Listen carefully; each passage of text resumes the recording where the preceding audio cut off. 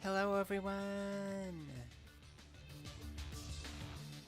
We're back with another episode of the Yu-Gi-Oh! Duel Links Loner Deck Gauntlet. I'm your host, Jago. And today, we're in the final stretch of the Loner Deck Duels. I already counted, and we have 44 decks remaining. I think it might be pretty cool if we go ahead and do the 44 decks in one go. Previously, the most we've done in a single stream is around 30. So, I don't know if we'll be able to do 44 decks. Anything we don't finish, we will get to in our stream on Wednesday. But for now, let's get into a Nordic deck with Valhalla Calling 1.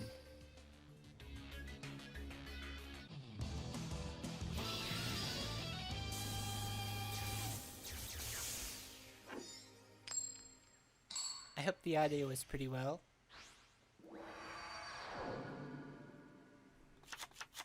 Pretty good audio, I hope. I will defeat you. Every duel I've fought has led up to this moment. The moment I fight. Duel. It's my turn. Alright. Nordics are a bit of an odd deck. They revolve around these three synchro monsters: Thor, Loki, and Odin. They have three sort of smaller archetypes. You have Nordic Ascendants, Nordic Alfar, and Nordic Beasts. In short, they are fairies, spellcasters, and beasts that are all work off of tuning into these level 10s that have powerful effects. I've never played them before, but we'll see how we handle this today. Now, in our hand, we have Valkyrie of the Nordic Ascendant, who, when normal summoned, if your opponent controls a monster and we have no other cards, we can banish 2 Nordic monsters in our hand to summon 2 Einherjar tokens, which are level 4s. The Einherjar tokens being level 4, 2 of them get you level 8, and Valkyrie being a level 2, all add up to summon Odin, Father of the Aesir, and meet his requirements quite easily. But we'll need 2 Nordics in our hand, and our opponent will need to play cards, so we're not going to start with Valkyrie.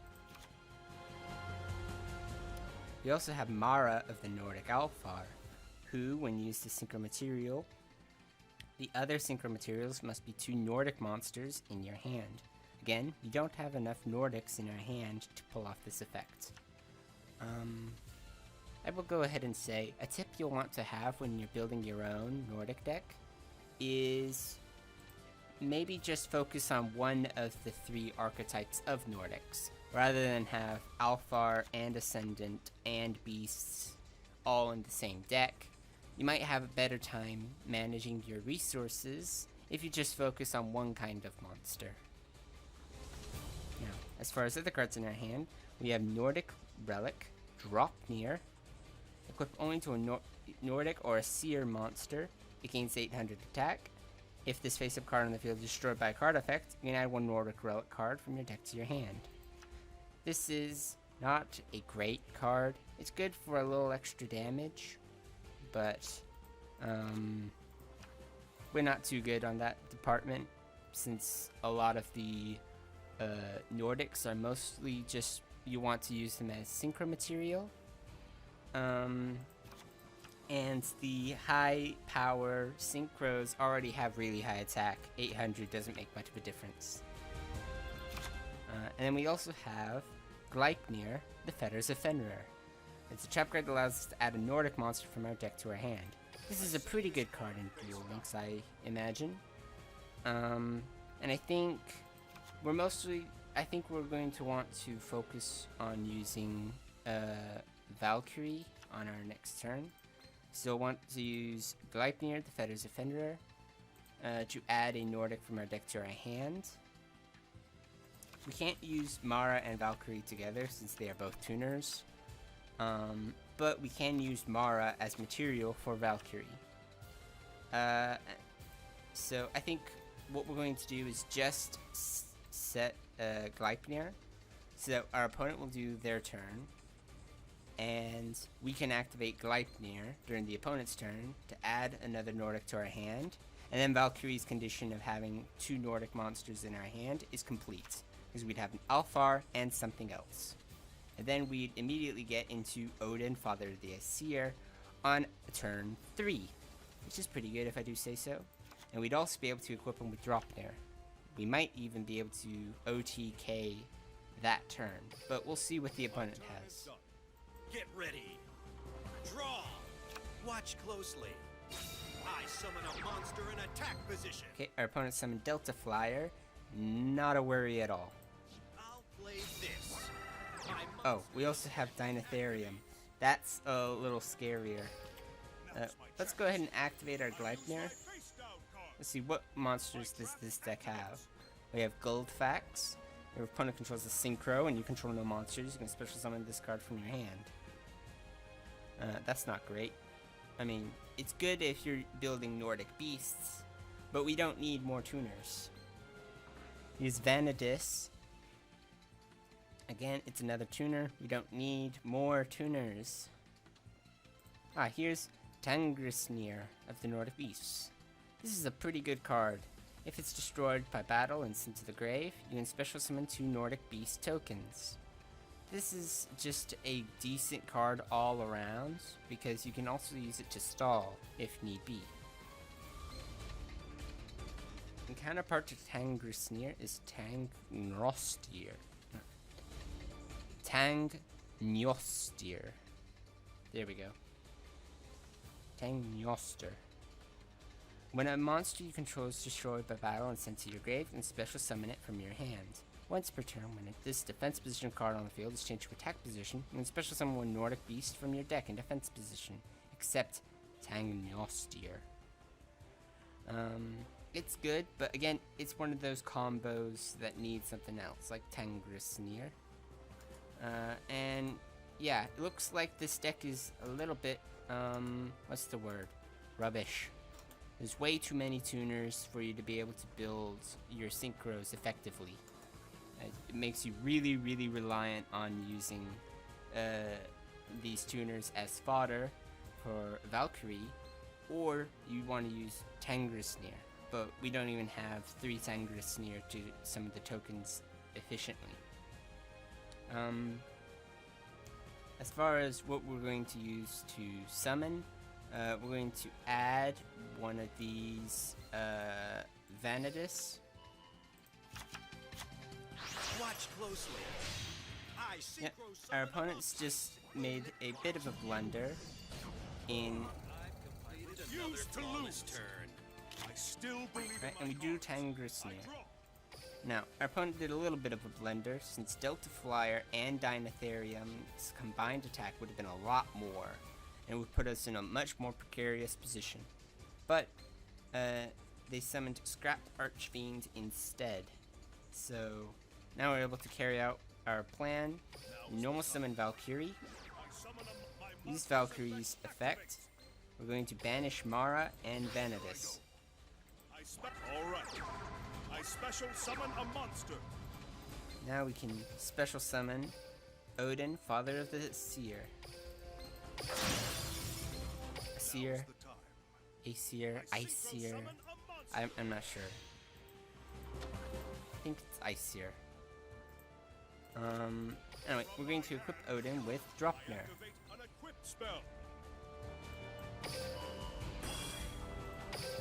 And now we can get into battling. Darn. Our opponent used Draining Shield. My trap activates.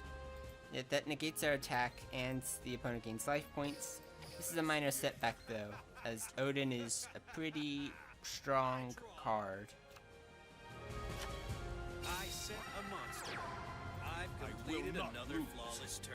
I still believe in my cause. Oh, look at that. We drew another Dropner.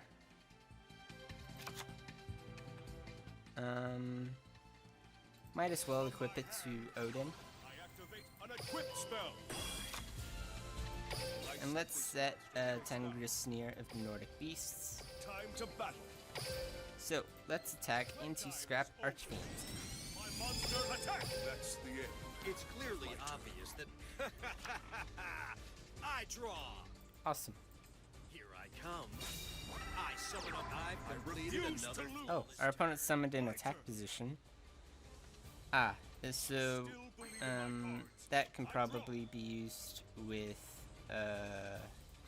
Naturia Butterfly is going to try and negate our attacks, but doing so will send the top card of his deck to the grave.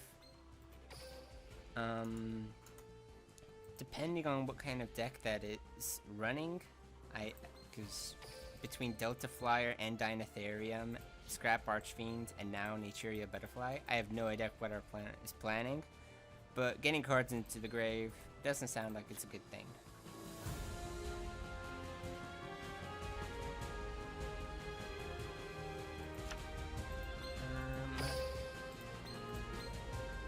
Now, I did want to point out, Vanadis of the Nordic Ascendant is pretty good if you're running all three synchros, because it can be substituted as any Nordic tuner monster. So you bypass, not only does it count as Nordic Ascendant for Odin, but it also counts as a Nordic Alfar tuner for Loki, or Nordic Beast tuner for Thor. But you still have to match level 10. And that can be a little bit difficult.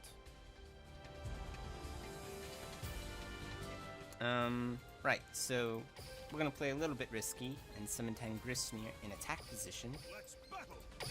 We need to start by attacking into Naturia Butterfly. Attack with a monster. My So Butterfly's effect activates, sends the top card of the deck to the grave, because the AI is a numbskull, and now we can attack Butterfly with Time is over. I attack with a monster. So there we go, just like that, we've already closed back a lot of the life point gain that the opponent used. Let's do this. I'll play this. Let's do Okay, this. opponent is synchro summoning again. This time Psychic Nightmare. This is really bad. If Psychic... Okay, this is bad. Our opponent did the gamble with Psychic Nightmare by guessing a card type in the opponent's hand. It can gain 1,000 attack for 3,400, which overpowers Tangrisnir. That was my mistake. I think we were just a little bit too reckless with the Tangrisnir for the damage, but that felt like a bad loss. Let's hopefully playing again, we won't suffer quite the same unfortunate starting hand. Kaiba. Every duel. Here I go. I'll play this. My monster's up. Here I come. I said I end It's my my turn. turn. Okay, I draw a card. your starting hands. We have Tangrisnir and Tangnoster. As mentioned before, we can make a combo with this, of sending Tangrisnir. The opponent attacks, we summon 2 tokens. And we'd also be able to special summon Tangnoster. Unfortunately, because it'd be during the opponent's turn,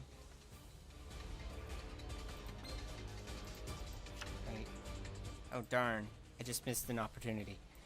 I immediately just set Tangrisnir, but if I thought it out just a little bit longer, I could have summoned Tangrisnir in attack position, have it attack into a monster like Psychic Tracker, be destroyed, summon the 2 tokens, summon Tangrisnir. Oh no, that still doesn't work because we can't synchro summon during the battle phase. I'm fine. Let's see, we have 2 other trap cards in our hand. We have Nordic Relic, Gungnir.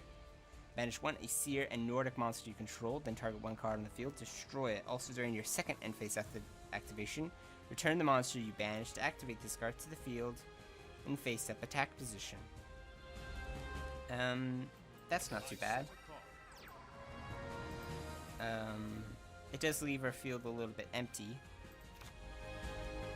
And then we also have Divine Relic Molnir, which allows a Seer monster to make a second attack during each battle phase. That's pretty good with Thor. I mean, Molnir is the weapon of Thor, but it works pretty well with all of them, considering they have high attack. I think this is... We can try and do this. I'm gonna hope that our opponent uses up all of their monsters into summoning a 1 synchro to attack, so that way he won't attack the tokens. But we'll just see. Get ready. Draw. Watch closely. I'll play this. Nope. There's Psychic Nightmare. Summon my monster's effect. Activate. Nope, declared monster. Or that's twice in a row. What I was waiting for. I expected you to do that. My That's twice in a row. The AI got it right. Here I go. I'm a bit suspicious of it, but All right. I special summon a monster. All right. I special summon a monster. I attack with a monster. we'll use Nordic Relic Gungnir on Tangnostir since it's being attacked, and we'll get rid of Psychic Nightmare. It's my turn. Now it's during the second end phase, our second end phase after activation, which isn't good, since we can't use it to synchro summon this turn like we had hoped. But at least we get rid of Psychic Nightmare, and we still have the tokens to defend ourselves against Dinotherium and whatever else the opponent summons, with the opponent's absurd synchro spam deck.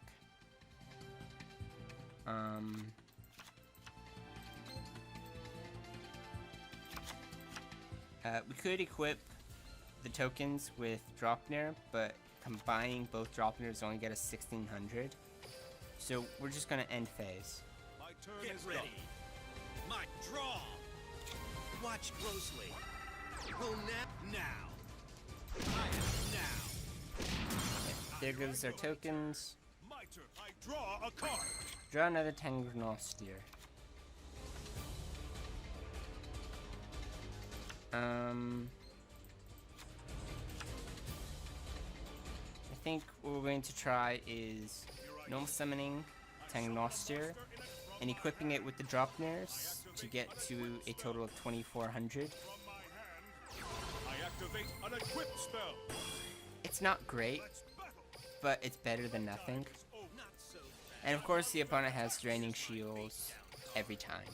My trap. So now we get our Gungnir's effect off, and this Tangnostir is in attack position. Will now don't blink. Alright, I attack. I end my It's my turn. turn. I draw a card. we draw, and we draw gold facts.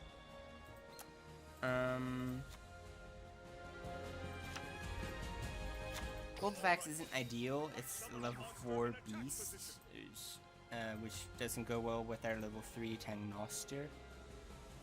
Oh yeah, and another mistake. Tangnostir is not a tuner, so we wouldn't have been able to use Tangnostir and the 2 tokens to summon anyway. Sorry about that. So now we have 3 and 4 on the field. If we get another 3,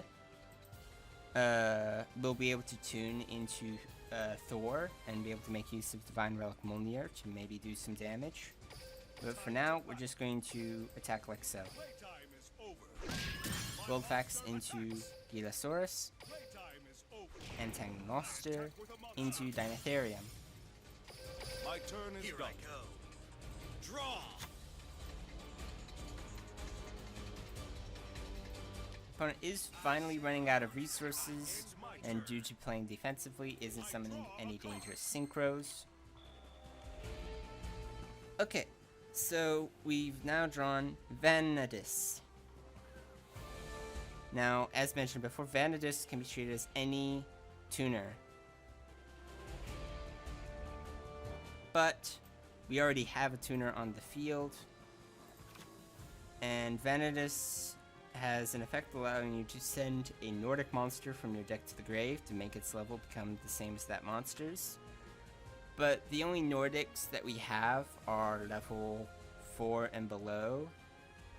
And because we have multiple tuners, we're running into the issue of not being able to get the right levels onto the field to summon one of these level 10s. This is a main issue with Nordic decks, especially if you're running multiple different monsters and way too many tuners like this deck is doing. We're going to go into the battle phase with what we have. Let's do this. My monster attacks. And we finally broken through the opponent's defenses, which means we'll be able to do more damage each turn. It's my turn. Draw. I said I end my It's turn. my turn. Yep. I draw a card. Alright, we've drawn Mara of the Nordic Alfar. Again, can't really use it because tuners in the hand doesn't work with Mara. This really isn't a great thought out deck, but we're making the most of it, I think. Battle phase, Goldfax attacks, and then Tangnostir attacks directly. Monster attacks your life points This directly. My isn't turn over. is done. Here I go. Draw. I said a month. I set a card. I end It's my my turn. I draw a card. Alright, draw. We drew Valkyrie. Valkyrie would be a good card to use, but we're in a bit of an issue with too many cards on our field to make use of Valkyrie's effect.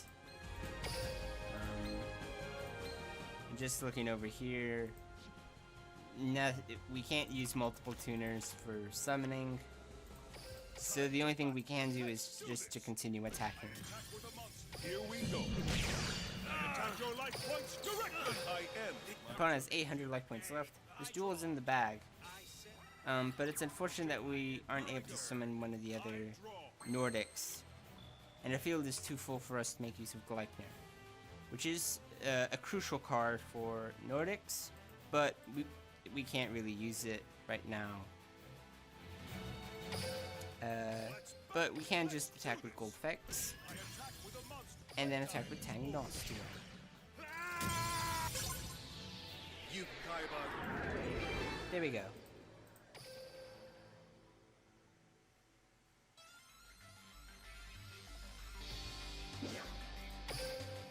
That's that done. Now we go into Valhalla Calling 2 with agent monsters.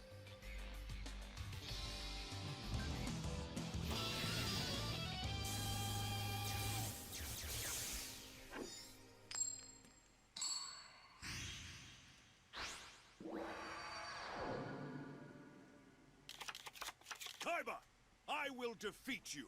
Every duel I've fought has led up to this moment. Duel. Get here I come.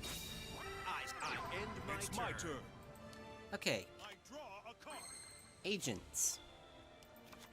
Here's how they work. They like having sanctuary in the sky on the field. But apart from that, they're a lot like regular counter fairies, except they have a planetary theme to them, such as the Agent of Entropy Uranus. But we seem to have a bit of an issue with our ratios in our starting hand. Hecatrice is a good card for searching out Valhalla Hall of the Fallen, which allows us to special summon a fairy monster from our hand while we control no monsters. It's a bit like Call of the Mummy in a zombie deck, but for fairies instead of zombies. This deck appears to have just 2 Valhalla, because we have this Hecatrice and we can't use its effect to search for another. From my hand, I activate However, we can use its effect a continuous spell. to special summon this Agent of Entropy Uranus from our hand.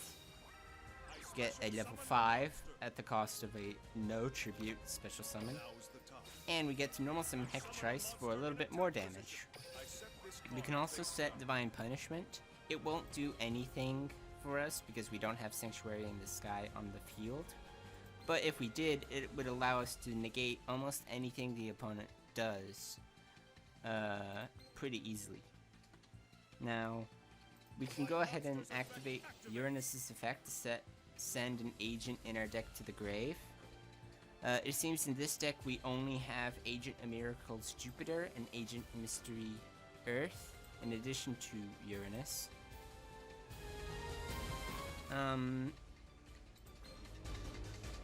So, Agent of Mystery Earth, when normal summoned, allows us to add an agent from our deck to our hand. And then while Sanctuary in the Sky is on the field, you can add one Master Hyperion from your deck to your hand instead. Master Hyperion is the ace of the agents. And then we have Agent of Miracles Jupiter. Once per turn, remove from play one the agent from your graveyard. Select one light fairy you control. The selected monster gains 800 attack until the end phase. While the Sanctuary in the Sky is on the field, once per turn you can discard one fairy monster to select one of your banished light fairy monsters and special summon it. This kind of works as a way of getting more damage out of your agents. And whatever we send to the grave with Uranus, for example, another Uranus, that will now become more fuel for Jupiter to use his effect.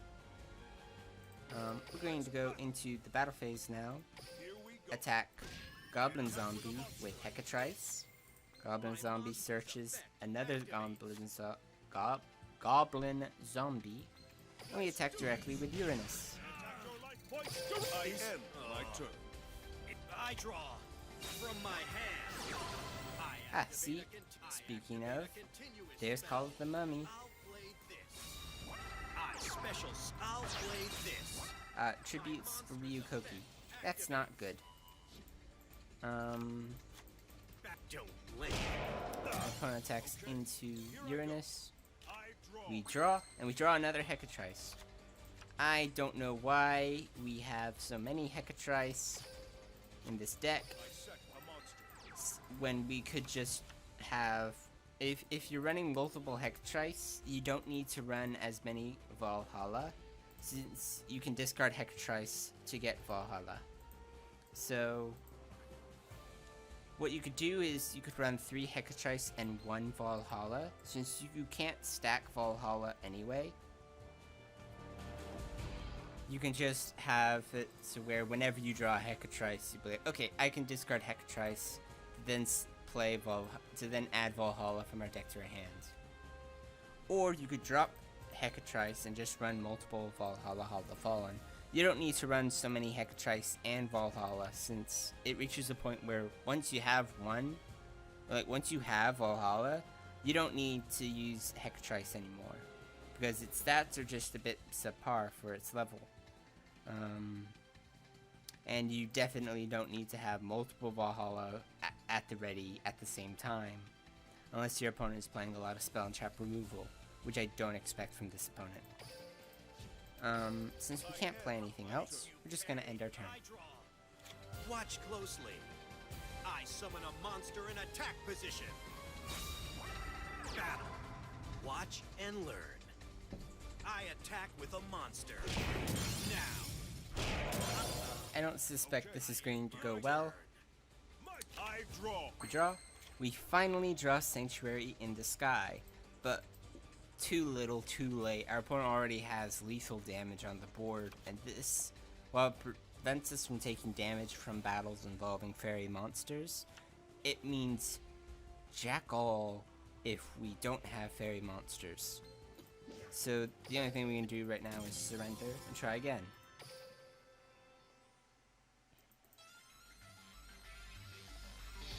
This isn't a very good start to the final stretch. The game isn't being very generous with our decks.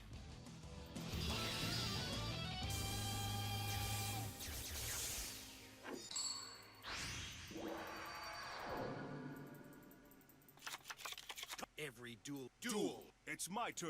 Okay, we finally drawn Master Hyperion. You can special summon Master Hyperion from your hand by banishing the agent monster from your hand, field, or grave. Once per turn, you can banish one fairy monster from your graveyard, then target one card on the field. Destroy that target. While Sanctuary in the Sky is on the field, you can do that effect twice per turn. It's not bad. It's not particularly great for a boss monster, but it's simple to summon.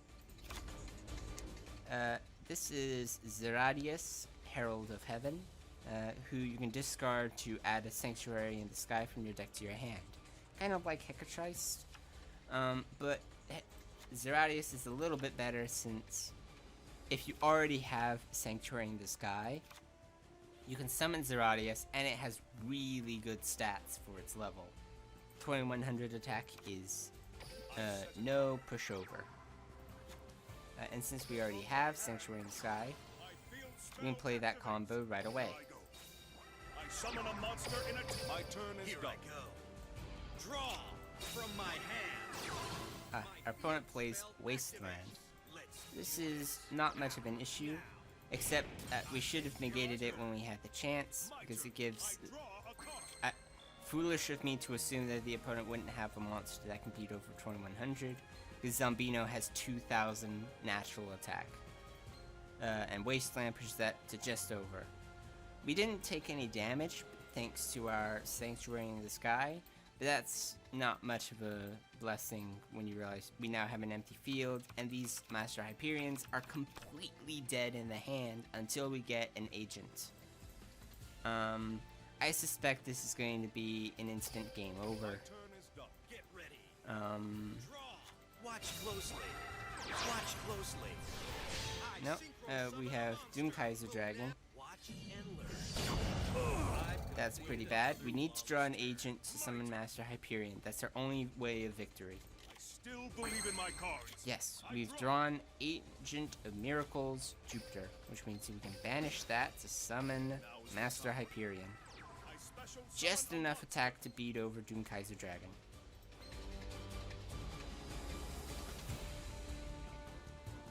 And we can use Master Hyperion's effect to banish Zeradius in our grave, to destroy Wasteland, to give us a little bit extra difference in power. That's the end of my turn. I draw. I've completed another Refuse flawless to turn. lose. I still believe in my Alright, cards. we've drawn another Sanctuary in the Sky. We don't need that right now, but it's handy for if we lose this one. Let's do We're just going to continue on our offensive because until we get another agent, there's nothing we can do. That's the end. It's clearly obvious that from my hand, I There's Call of the Mummy. spell. I activate a content. Watch closely. I special summon a monster. I set up. I refuse completed to another lose. flawless I turn. still believe in my We cards. draw, we get a Hecatrice. And we're going to activate Hecatrice's effect, send it to the grave, to add a Valhalla from our deck to our hands.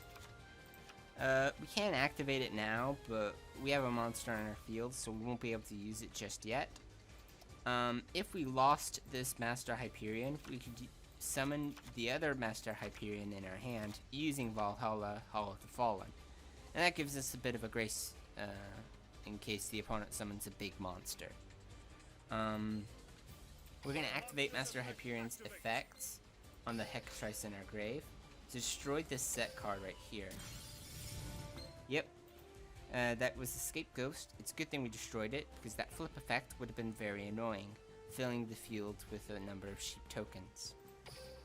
We're going to go into the battle phase now, attack Goblin Zombie, that activates its effects, and adds a Pain Painter to the opponent's hand. That's the end of my turn. Not able to build up much of a offense, so long as the opponent keeps summoning 2 monsters a turn. Still believe in my cards. But we've now drawn Zeradius, Herald of Heaven. This gives us a little bit more of an edge with our attack. Here we go. So we're going to attack into this. Yep, that's Glow Up Bloom. Monster's effect activates. And then Master Hyperion into Pain Painter. With a monster. That's the end. We have to worry about Ryu Koki now. I activate a... Let's do this. I special summon a monster. I said a monster. I've completed not another lose. flawless turn. Might. Now, I still believe in my cards. we have Divine Punishment, and Sanctuary in the Sky is on the field. I'm not exactly sure.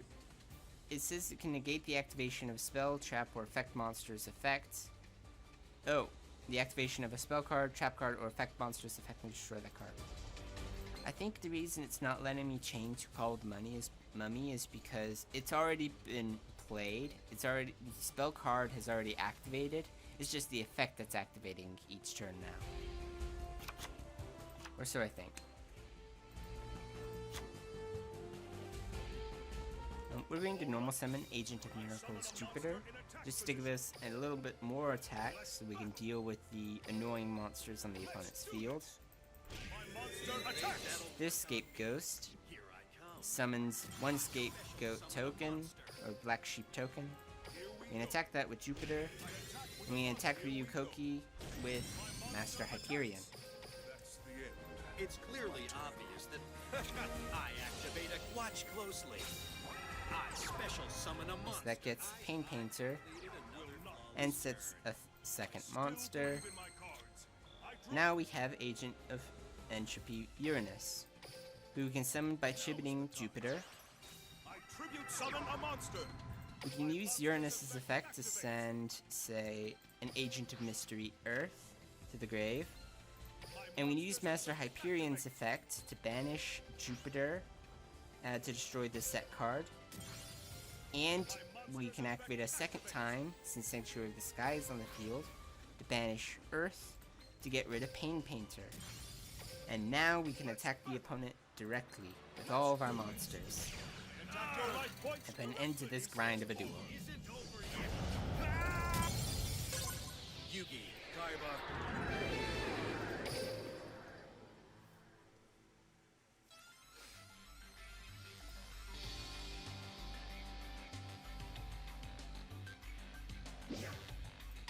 There we go. Now, all that work for 2 duels. Let's keep going. We have Dark Dimension 1 and 2. This is a deck built around Palladium, Oracle, Mahad. In other words, this is a Dark Magician deck.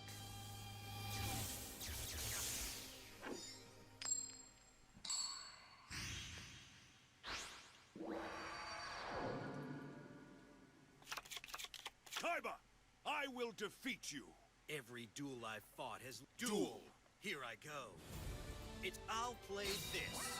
I set the cup. I end Here my I turn. go. I draw a card. Okay, this is a very awkward hand.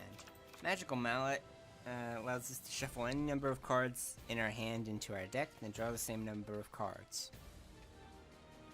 In theory, it's pretty good, but in practice, it makes you go -1.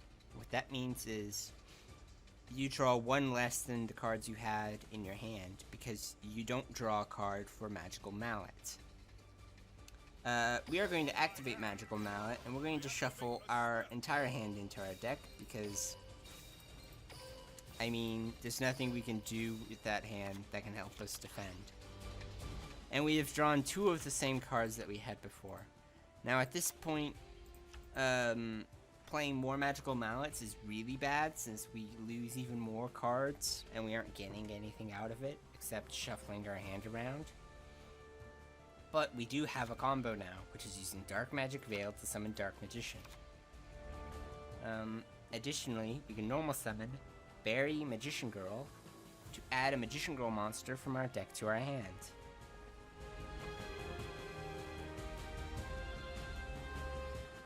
And then once per turn during either player's turn, when your opponent activates a card or effect that targets this card, or targets this card for attack, you can change its battle position, then special summon 1 Magician Girl monster from your deck.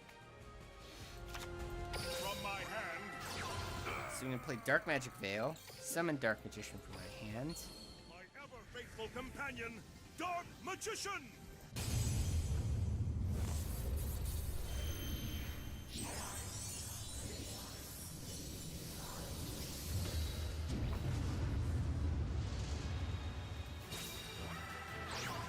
Cool as always. All right.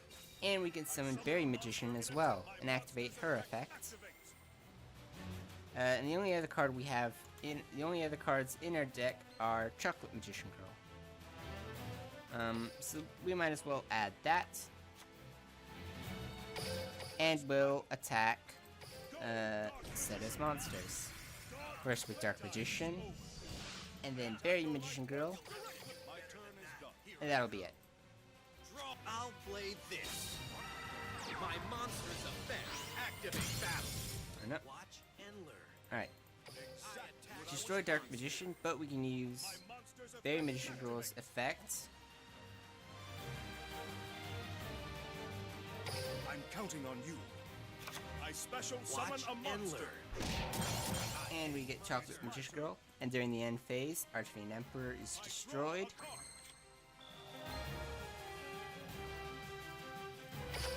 And so we're going to change Chocolate Magician Girl to attack. We're going to discard a Chocolate Magician Girl to draw a card. We didn't get anything good, so we might as well just activate Magical Mallet to shuffle the Dark Magician and Thousand Knives in our hand back into our deck. And we've drawn Thousand Knives again. We're going to set that. And we can activate Dark Magic Veil, pay 1,000 life points, and special summon the Dark Magician in our graveyard. Now I have enough damage to take out the opponent. Unless the opponent activates Call of the Archfiend. I special summon a monster. Special summon an Archfiend from the grave. Yikes. That's, really bad for us. My continuous trap active. Here I come. Yeah, this is game over for us. Activate. From my hand. I act. Let us surrender. No, won't let us. Activate Dark Chocolate Magician Girl, special summon Dark Magician, but we've already lost the game. Now. Oh yeah, except Chocolate Magician Girl changes the attack target. Alright, we're gonna activate Destiny Draw, and add Mahad to our hand. Still believe in my cards. I draw. Activate Mahad's effect since we drew him. We can reveal and then special summon. I special summon a monster. When Mahad battles a dark monster, its attack is doubled during the damage step only, which means we can attack into Archfiend Emperor, the first Lord of Horror, with 2,500 attack, and double to 5,000, which is just enough, and it will allow us to attack directly. The opponent has no cards in their hand to be able to discard and use Call of the Archfiend. So, now the duel is over. Time to battle. Playtime is over. I attack with a monster. This duel. Go, Dark Magician. Yugi, I was willing to risk everything to win, but I still couldn't pull it off. That was a stressful duel. But we're okay now. We're gonna hurry along to the next one. Dark Dimension, Element Saber. Now, Element Saber should be a pretty fun deck compared to what we have been, using and what we've been up against. But we'll see. Every duel Duel. It's my turn. Okay, so we have Palace of the Elemental Lords. All monsters you control gain attack and defense equal to the number of different attributes in your graveyard times 200. Additionally, once per turn, you can add one Element Saber from your deck to your hand, but skip the battle phase of your next turn, even if it leaves the field. Once per turn, if an Element Saber monster in your hand or field will be sent to the would send a card from the hand to the grave to activate an effect, you can send that many Element Sabers from your deck to the grave instead. It seems a little complicated, but all you need to know is it's a very good card. that allows us to search for an element saber in our deck, and if we can summon, if we want to summon an element saber, and it requires us to send a card from our hand to the grave, we instead send from the deck to the grave. Now, as for the cards in our hand, we have Element Saber, La Pawila. Once per turn, when a spell or trap is activated, you can send one Element Saber from your hand to the grave, negate that activation, and destroy it. Once per turn, if this card is in the grave, you can declare one attribute. This card in the grave becomes that attribute until the end of this turn. So what La Pawila does is just being... It's a really high defense monster that can negate the opponent's spell and traps by sending an element saber from the deck to the grave while Palace is on the field. And while it's in the grave, you can change its attribute. So that you can use Palace the Elemental Lord's effect to give your monsters more attack and defense. Element Sabers work well with monsters called Elemental Lords, which can only be summoned if you have a specific number of monsters in your grave with a specific attribute, which is why they change their attributes in the grave. We also have Element Saber, Nalu. Once per turn, you can send one Element Saber from your hand to the grave, then target one Element Saber or Elemental Lord monster in your grave, add it to your hand. And then it can change its attribute in the grave. And then we also have a Lyster the Invoker. This is not an Element Saber, but it is based around attributes. If it's normal or flip face up, you can add one invocation from your deck to your hand. Or you can or during either player's turn, you can discard it to buff fusion monster by 1000 attack defense. We'll use invocation to summon these invoked fusions from our deck, ranging from invoked Magallanica, which requires an earth monster, an attack 3300 defense, or we could use a water monster like Nalu to summon Cositus, which cannot be destroyed by card effects. Your opponent cannot target it with card effects, and it can attack in defense position using its attack for damage calculation. Really cool stuff. Invocation, if memory serves, is a spell card that will allow us to fusion summon using cards in either graveyard.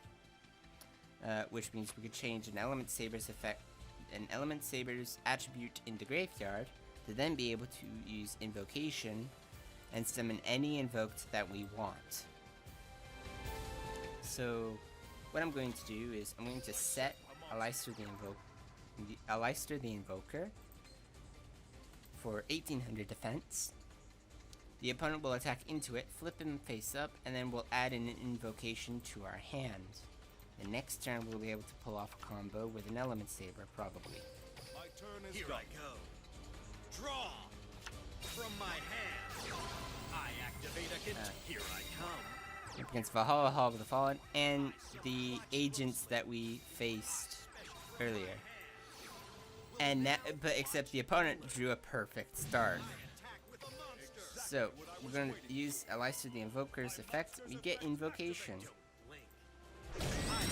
but our monster and we're up against Master Hyperion now. That is bad news. But we have an invocation. Fusion summon one fusion monster from your extra deck using monsters from your hand as fusion materials. If summoning an invoked fusion monster this way, you can also banish monsters from your field and or either player's graveyard as fusion materials. This card is in your graveyard. You can target one of your banished Lyster the Invoker, shuffle this card into your deck, and if you do, add that card to your hand.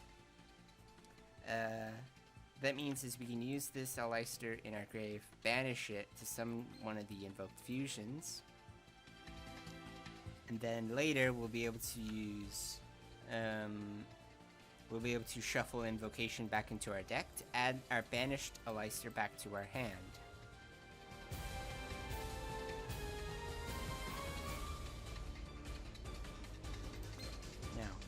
Now, I'm going to skip our next battle phase in the hopes that we can do a push and take out Master Hyperion this turn with, say, Magallanica.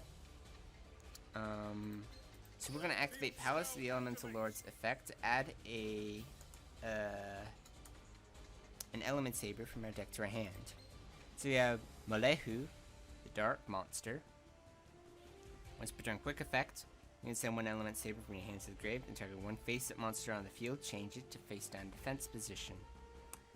If you're familiar with the spell card Book of Moon, this is the exact same thing, but as a monster with 1900 attack. Which is really good and might be what we'll need to take on Master Hyperion and company. But there's also Element Saber Malo, which you can send an Element Saber from your hand to the grave, send one Element Saber Elemental Lord monster from your deck to the grave. This is good for stacking the graveyard for when you get an Elemental Lord, so you can get the right number of monsters in your grave. And then there's also Element Saber Aina. Once per turn, you can send one Element Saber monster from your hand to the grave, then target one Elemental Saber monster or Elemental Lord in your graveyard. Special summon it, ignoring its summoning conditions. You can't target an Elemental Saber Aina, and you cannot special summon an Elemental Lord unless that you had summoned it already.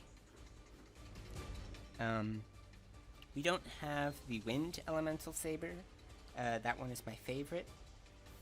But we're going to stick with Molehu. Now, we're going to start with summoning Molehu. Summon a monster in attack position. And we use Molehu's effect in tandem with Palace of the Elemental Lord. We can't send anything to the grave, but we'll send an Aina to the grave. And we'll change Hectrice to face down defense. Now we can use Invocation, summon Manic Galanica, banishing a Lyster and Aina. And for the record, you can use any Elemental Saber, you just have to change their attribute first. And now we can use Invocation's effect, targeting our banished Lyster the Invoker. Add it to our hand. And we can activate Lyster's effect on Magalanica, give it an extra 2000 attack. And putting another monster in our grave allows Palace of the Elemental Lords to give our monsters 200 more attack. Time to battle. So battle phase, Magalanica attacks Master Hyperion. I attack with a monster. Here we go. And Molehu attacks that. We didn't need to use Lyster's effect because with Sanctuary in the Sky, the opponent doesn't take any damage from fairy battles. But I feel like it just sends a message to the AI, you know? My turn is done. Get ready. Draw. I end my Opponent turn. ends their turn doing nothing, which means it's game over. But we can't do, because we searched with Palace of the Elemental Lords, we cannot have our battle phase this turn. So the opponent didn't need to do anything because they're safe. But I will normal summon Elemental Saber La Paulia.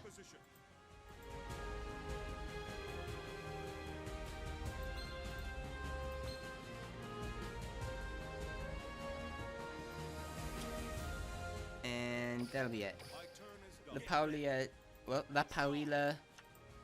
just make sure that we're being extra safe with the opponent's spell and traps. I draw a card. Alright, we draw. We drew Aina. I'm gonna change La Pauila to defense position because we can. And we're going to go into the battle phase. Attacking with Molehu, destroys Jupiter, and attacking directly with Magalanica. I end my turn. That would have been a better opportunity for a Lyster's effect because it would have been a one-hit KO. but we're fine. Time to let up. I draw. Alright, we drew Mallow. But again, not much we can do. We have a full field, and we don't really need the extra help. Let's do this. We can attack with Maleku, Attack with the monster. and attack directly with Maglanica. My monster attack. Yu-Gi-Oh! I was willing to Kaiba. So yeah, that's Element Sabers. I personally like them pretty well. Like them pretty well. I like them a lot. And now we have Ritual Beast monsters. The name is a bit of a misnomer. They aren't ritual monsters. They're fusions.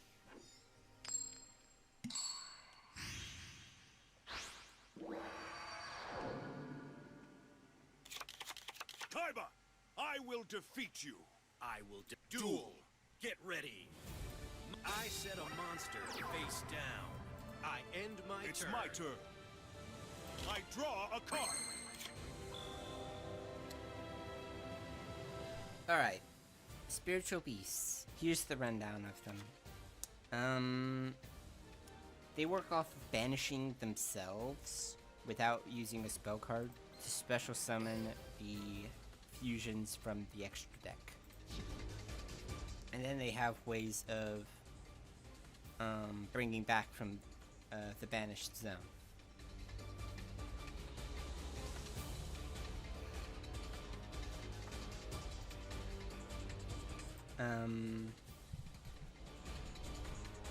So what we have is Spiritual Beast Rampengu. You banish a Ritual Beast monster from your extra deck, and send one Ritual Beast with the same type as that monster from your deck to the grave. And you can only special summon Rampengus once per turn. There's also Spiritual Beast Tamer Winda. If it's destroyed by an opponent's card, you can special summon one Ritual Beast monster from your deck or extra deck, ignoring its summoning conditions.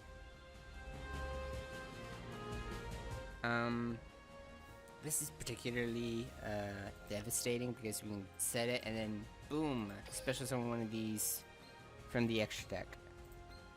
Their stats aren't ridiculous, but they range from Ulti Apelio, who, if it attacks, it is unaffected by other card effects until the end of the damage step. And during either player's turn, you can turn it back to the extra deck to target two of your banished monsters and special summon them. Ulti Pedalfin cannot be destroyed by card effects.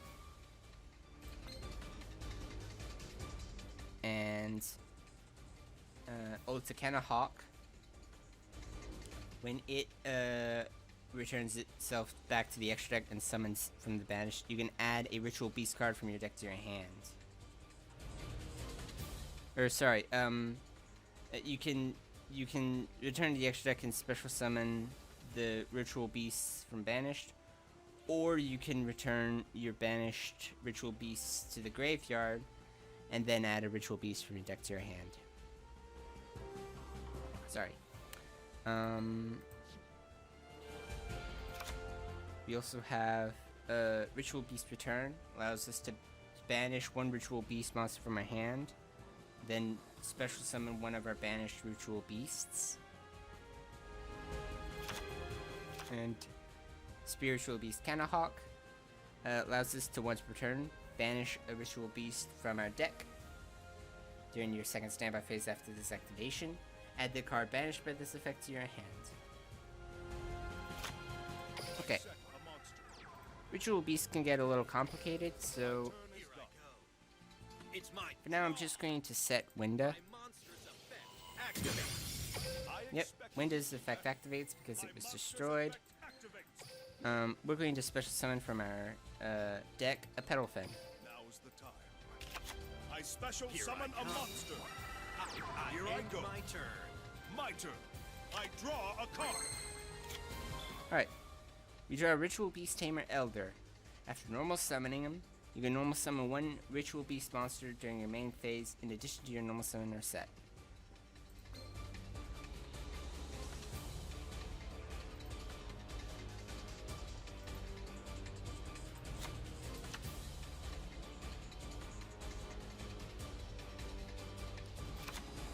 So we're gonna start with summoning Ritual Beast Tamer Elder. Summon a monster in attack position. All right. Summon a Canahawk. Summon a monster in attack position. We're gonna special summon. We're gonna banish an Elder with our Petalfin to summon Ulta Apelio. I special summon a monster. We're gonna activate Ritual Beast Return, banish Rampengu, to special summon the Winda in our graveyard. I'm counting on you.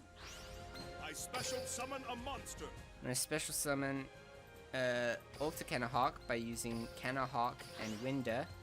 I'm counting on you. I apply I'm gonna use Canahawk's effect to send Winda and Petalfin to the grave. I know I'm going a little fast, but bear with me. And the card we're gonna add to our hand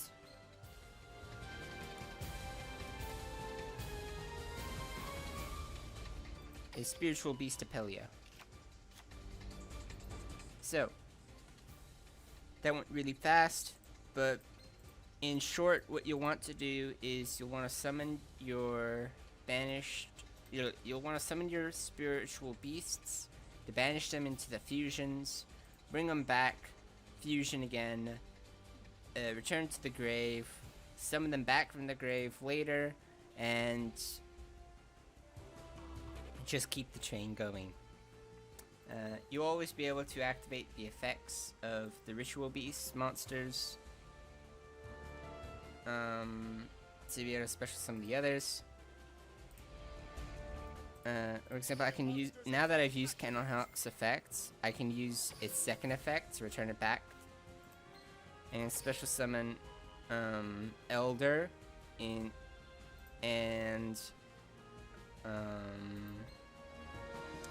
Rampengu. I'm counting on you. All right. I special summon a monster. We could use Rampengu's effect, but I don't really feel like. I mean, we can activate it, and we can get rid of, say, Ulta Petalfin, and send a Petalfin from our deck to the grave. Now we can fusion summon again.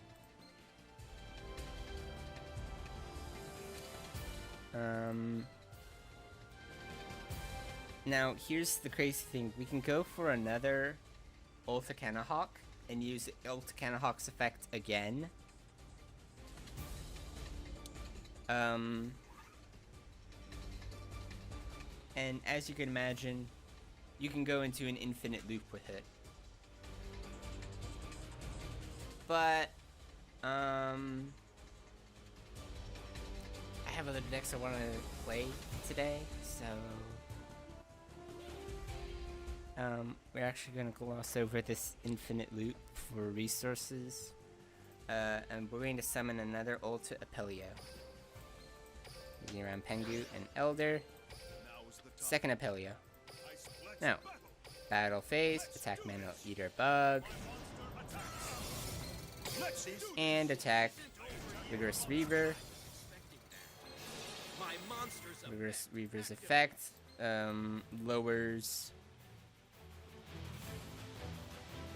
Apelio, but it's unaffected by card effects at the end of the damage step, so it doesn't do anything.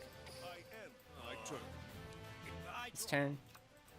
From my hand, I activate a spell. Targeting block attack, so change that. Summon a monster and will net do. Okay, it goes to attack. We can use Apelio's effect. Monster's effect activates. Target Elder and Canahawk. All right. Here I go.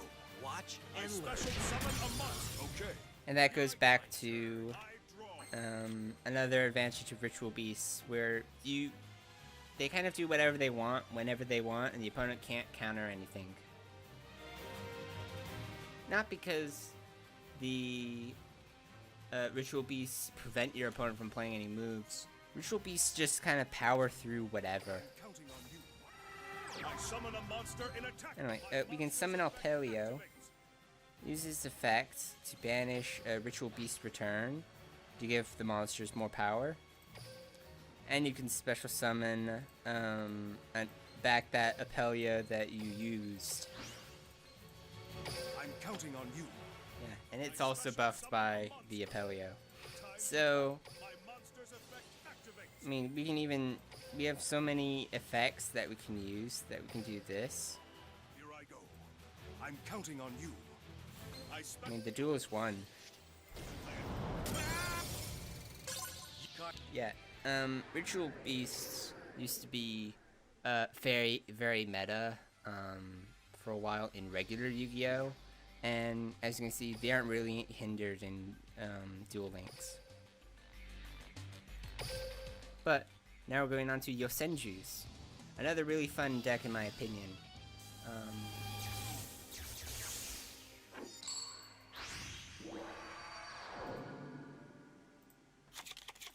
Kaiba! Every duel. It's my turn. So Yosenju's work off of normal summoning themselves repeatedly and then returning them to the hand, or playing cards in the pendulum zones to then special summon themselves in a series. However, there are no pendulums in Duel Links yet, so we're just gonna have to stick to the normal summons.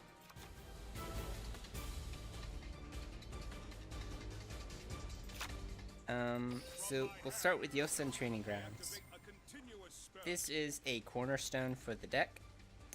Whenever Yosenju is summoned, you place a Yosen counter on it, and you remove any number of Yosen counters to apply an effect. You can remove one counter to buff all your Yosenjus for a turn, or you remove 3 counters to add a Yosenju card from your deck or grave to the hand.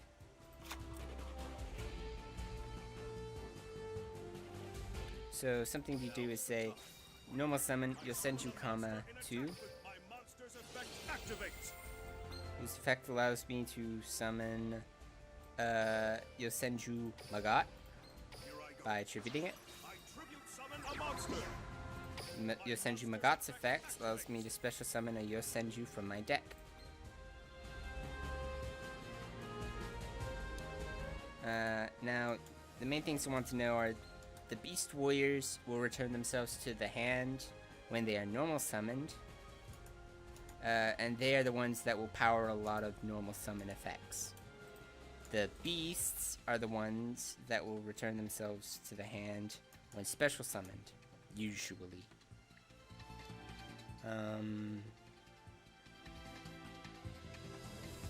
actually going to special summon Yosenju Kodam Now is the time. I special in defense. summon a monster. I'm gonna use its My effect monster's effect activates. to target Yosen Training Grounds. So now it has a total of 6 counters, I activate which means a we can continuous remove spell. 3 counters to add a Yosenju from our deck to our hand. Now there's Yosenju, 1, 2, 3, there's Tsujik and Izna. And there's also some spells and traps.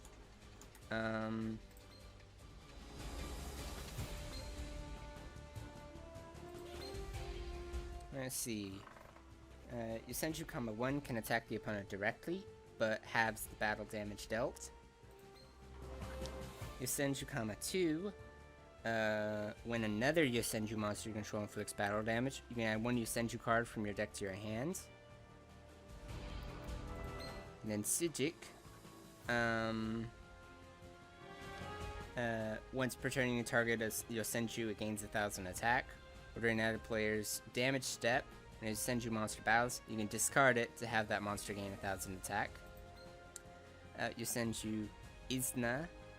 You can discard it, and this turn your opponent cannot activate cards or effects in response to your Yosenju summons. And if you control another Yosenju card, once per turn you just draw a card. We are missing Yosenju, 1, but it's okay.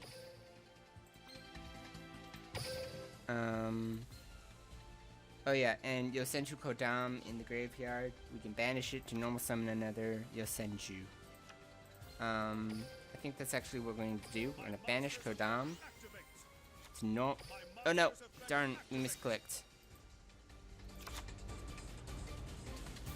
Oh well. I set a card.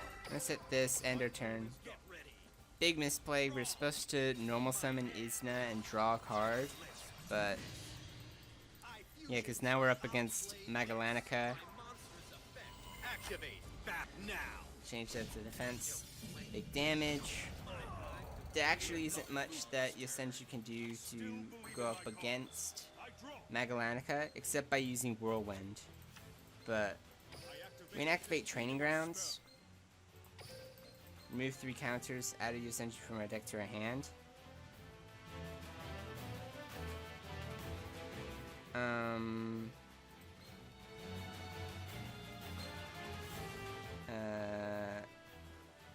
We can probably go Sujik.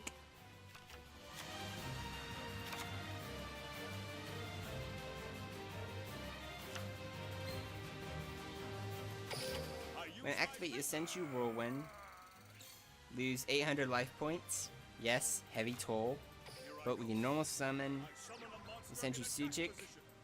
Activate Sujik's effect to give himself a 2000 attack. I set a card. Let's battle. We go to battle phase, and we're going to attack Nishipachi. Nishipachi changes to defense. My monsters have Then in the end phase, Sujik returns to our hand. And we use Yosenju Whirlwind's effect to return Magallanica to the hand, which instead returns to the extra deck because it's a fusion. Completed another flawless. Okay, our back is against the wall, but we're doing alright. So we're gonna normal summon Yosenju Kama 3. attack position. My monster's effect activates. Effect allows us to normal summon Yosenju Sujik. Monster in attack position. We can activate Yosenju Training Grounds, remove 3 counters, add a Yosenju from our deck to our hands. Let's choose Isna.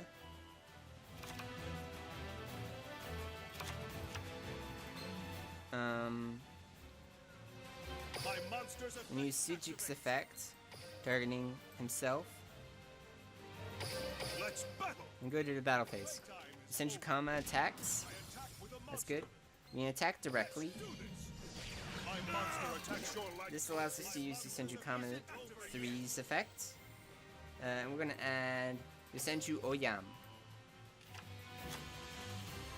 And we're gonna end the turn. Activate Whirlwind's effect to return this set card to the opponent's hand. Monster's effect activates. That's the end. So you return to hand. Our field's very empty. The opponent can technically attack us directly, but that's where we have cards like Yosenju Oyam and Yosenju Stored Sting. If we control no monsters, we're going to field 2 Yosenju with different names in our hand.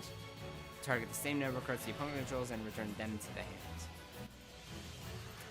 It's a really good card since it requires no loss of resources on your part.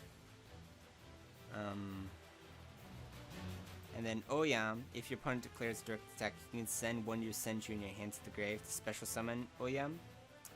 And at the start of the damage step, if it battles an opponent's monster, its attack and defense become equal to the original attack of the opponent's monster it's battling. And if it's destroyed by battle and sent to the grave, you can add 1 Yosenju card from your deck to your hand. So you can summon it in attack position, and the opponent's monster can attack into it, and they're both destroyed. Or you can summon it in defense position, in which case the opponent can't destroy it by battle with that monster. It's a little devastating as a defense. And if your opponent does destroy it by battle because you had it in attack position, you'll search off of it. It's pretty versatile. So what we're going to do is we're going to normal summon Yosenju Kama 3. Summon a monster in it. My monster's Use Kama's effect. We're going to summon Isna I summon a monster in attack position. My and use monster's effect Isna's activates. effect to draw a card.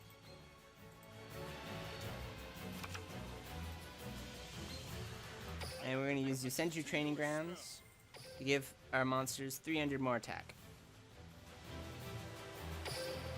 Let's battle. Playtime is over. Didn't need to do that, but it's just kind of fancy. Let's add another Oyum to our hand.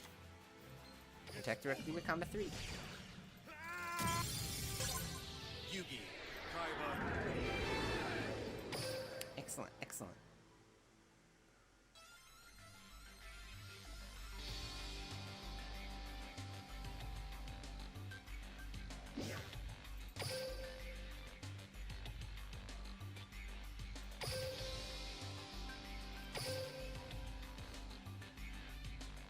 Alright, next duel.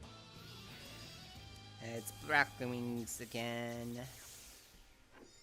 They're so annoying, but we'll get through this. I'll show you moves you've never seen before. Just because you're my dueling has always duel. It's my turn.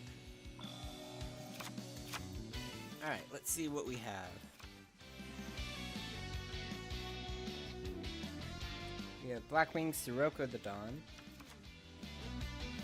Orochi the Squall, Blizzard the Far North, and Vayu the Emblem of Honor.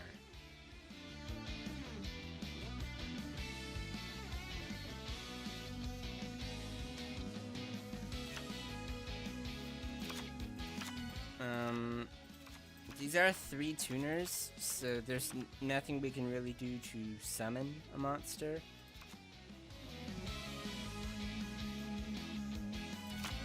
I mean, I guess we can set Vayu, end our turn, hope the opponent summons something, then we can summon Sirocco the Dawn, and then special summon Orochi the Squall. Yeah, we're up against Yosenju's now. I'm sensing a trend of fighting the decks that we just used. Yep. You have direct attack from Yosenju Kama 2s, Yosenju Kama 3 searches, and Yosenju Kama destroys Vayu. Monsters return to the hand.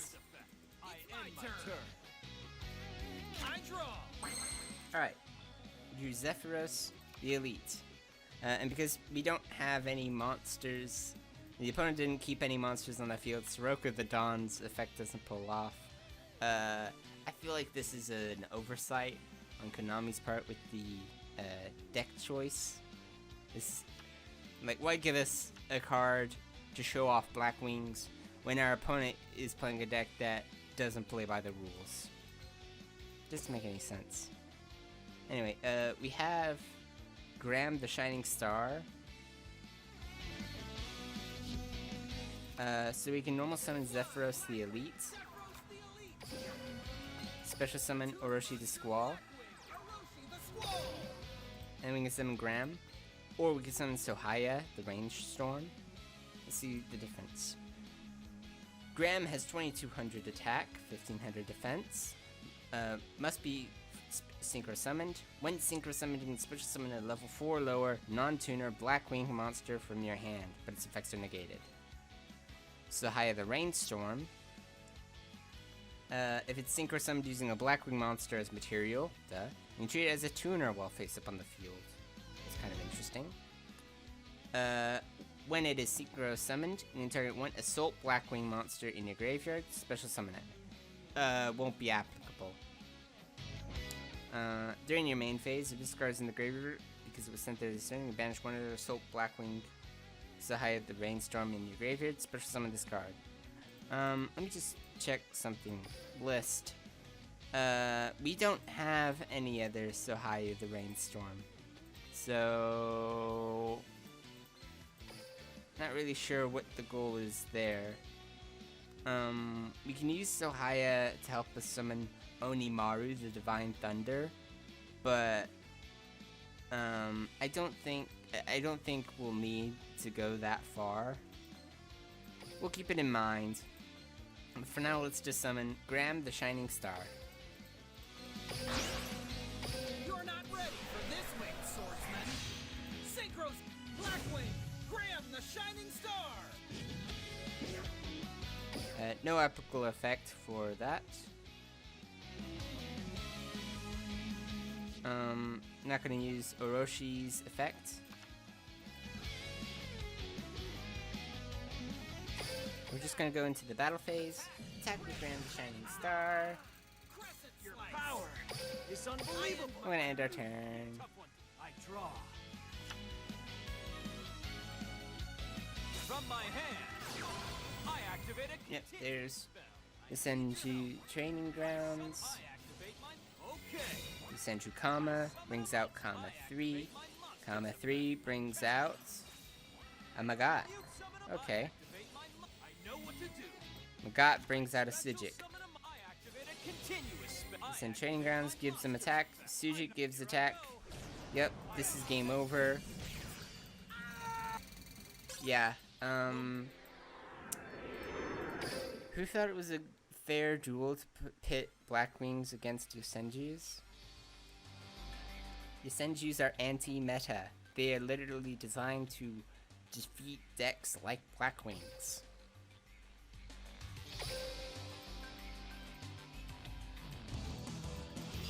Well, might as well try again.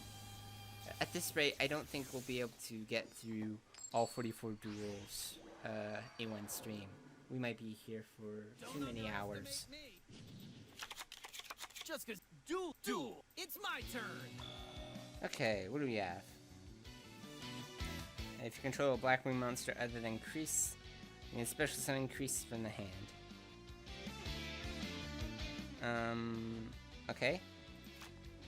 And if you control a Blackwing other than Harmattan the Dust, you can special summon Harmattan the Dust.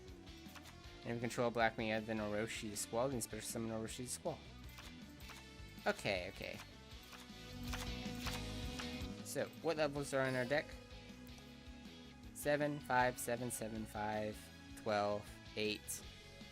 Okay.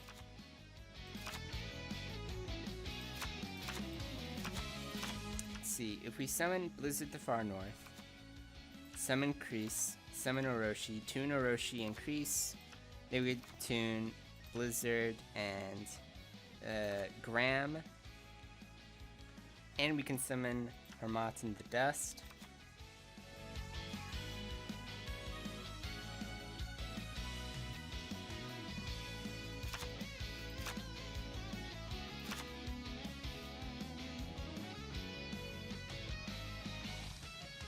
And Harmattan the Dust can increase its level by the level of yet another Blackwing monster.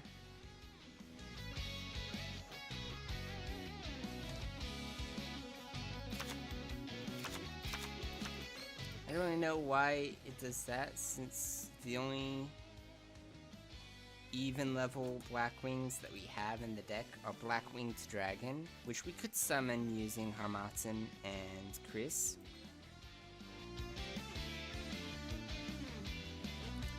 But then we also have Onimaru, which needs level 6, but we don't have a level 6 Blackwing.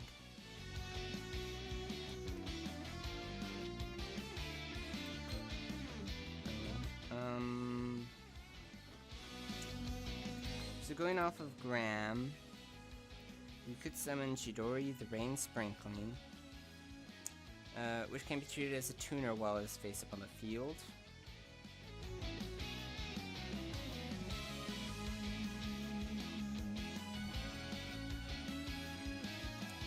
When it gains attack for each Blackwing in your grave, return into the grave means target one winged beast synchro in your grave and special summon it. You can also summon Raikiri the Rain Shower. Once per turn, you can target cards your opponent controls up to the number of other Blackwing monsters you control to destroy them. There's also Obsidian Hawk Joe. You can target one level 5 or higher winged beast monster in your grave, special summon it. Ah, I know. Oh wait, no.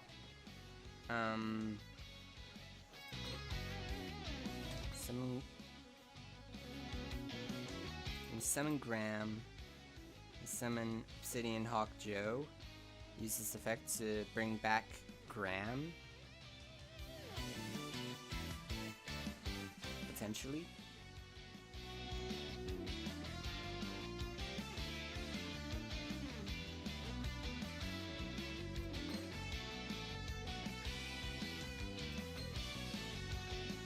I think the intention is to summon Onimaru the Divine Thunder using a level 5 and a level 7.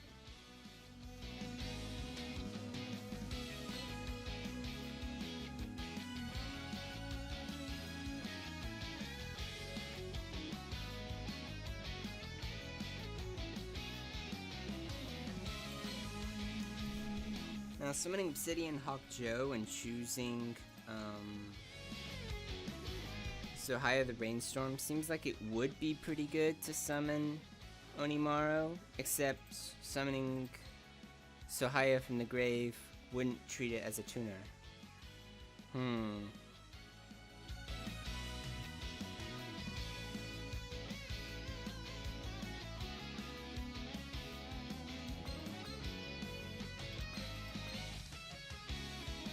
I think what we'll want to do is summon one of these Assault Blackwings using Sohaya. Or summon an Assault Blackwing using Gram.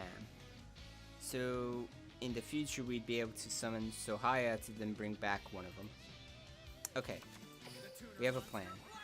Blizzard the far north. Here's Blackwing, Chris the crack of dawn. The tuner monster Blackwing, Aroshi the squall.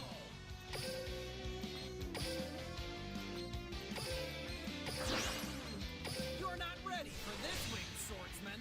Blackwing, Graham the shining star. Graham the shining star's effect activates.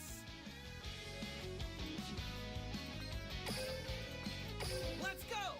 Blackwing, Harmatan the dust. Wait, no, I can use Harmatan the dust's effect activates. I can use Harmatan the Dust's effect to target Graham. Wait. Darn it. If we didn't summon it via Graham's effect and instead just used it with its own effect, we could use Harmatan to target Graham, tune Graham and Blizzard into a level 7, then tune the level 7 level 7 Chidori with the level 5 Graham to get Onimaru.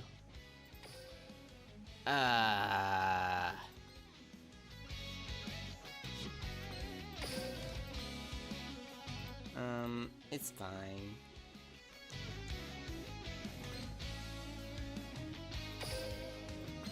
Let's do this. The thunderclap rains destruction on all. Let's go! Assault! I end my turn. It's my turn. I draw. Going first isn't good for Blackwings anyway, so all that thought and you can't even make any use out of it.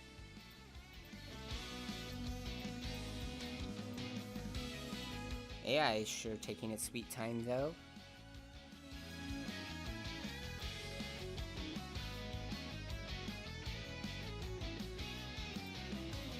Hello? AI? You wanna make a move? Can we taunt it? Come on! Can't you be more chill? Quick moves are my Blackwings. There we go, AI finally finished with this process and we can keep going. We draw. Here's another Blackwing Chris the Crack of Dawn.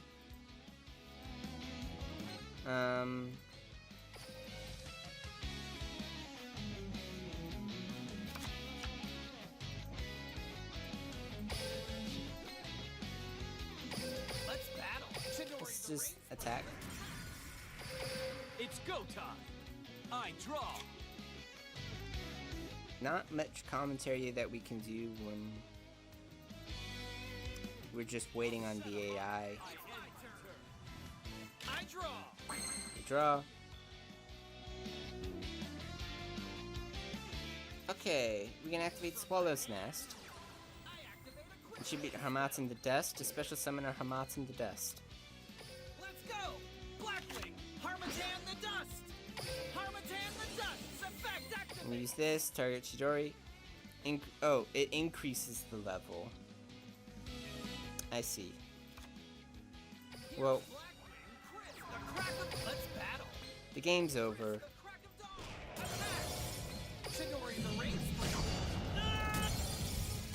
Wasn't as cool as I hoped it to be. Misclick is what I'm gonna blame there. But, yep. We're gonna keep going. We have to deal with insectors.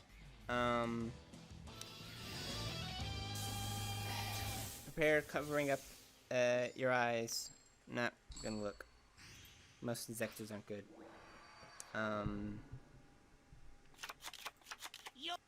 Duel! Get ready! It's my turn! Okay. So we have Insector Hornet and Insector Ladybug. Once per turn, you equip an Insector from your hand or graveyard to this card. While this card is equipped to a monster, that monster's level is increased by 2. And it gains attack equal to this card's attack and defense. While this card is equipped to a monster, in addition to that other thing, you send this equipped card to the grave to target one face-up monster you control, increase that monster's level by up to 2. Okay. Insector, while equipped to a monster, level is increased by 3, and it gains attack and defense equal to its attack and defense. And send it to the grave to target one card on the field, destroy it. Insector Crossbow, Insectero. Equip only to Insector monster, gains 500 attack. Your opponent can activate cards' effects in response to the equipped monster's effects. And there's also Insector Giga Cricket.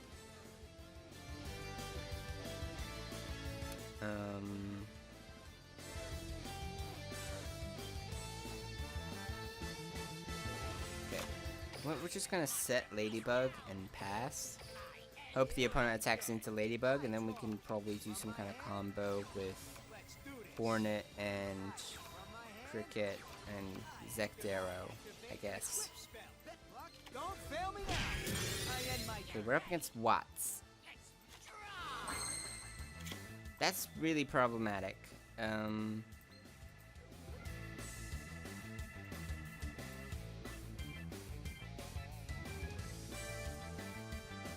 Yeah, this is really problematic.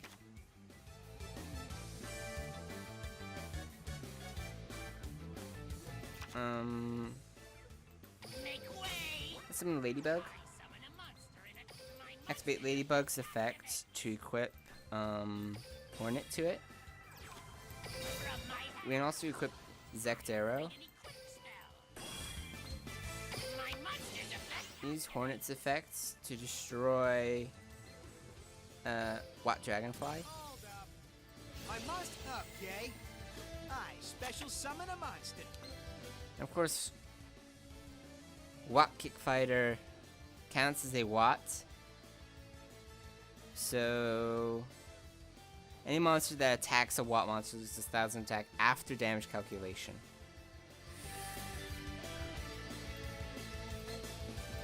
We can't really do it anyway because Ladybug doesn't have enough attack even with Zectero. We're gonna end our turn, but no.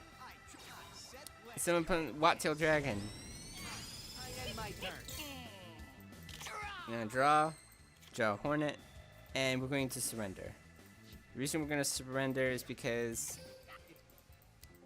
this is a lot of thinking to figure out how to get past really strong monsters using Insectors. And because Insectors are kind of not good. And also, I don't like using them, so I don't want to spend a lot of time with the art on the screen. They have to deal with that. I'm just not in the mood for that. I thought today was going to be a pretty chill finish the rest of the duels, but no, Challenging me? they're really annoying. Like duel! My turn! We're going first again. Which, again, isn't good for Insectors. They're meant for going second and attacking.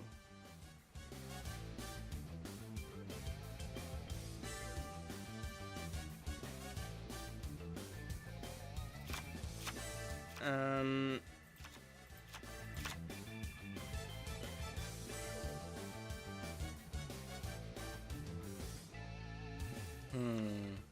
Gotta think this through. We could summon Ladybug, equip with Hornet, and Zectera, that gives us 1500 attack. Insector Hopper. We'll summon Insector Hopper. I summon a monster and my monster's effect. Use Hopper's effect to equip Hornet. And we'll equip Zectero as well. I activate an equip spell. This is the amount of attack we would need to get past What-tailed Dragon.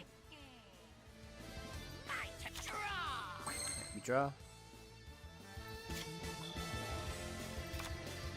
Alright, we're gonna summon Insector Ladybug. Summon a monster and attack from my I'm gonna use Insect Imitation on Ladybug. Summon a Hornet. I special summon a monster.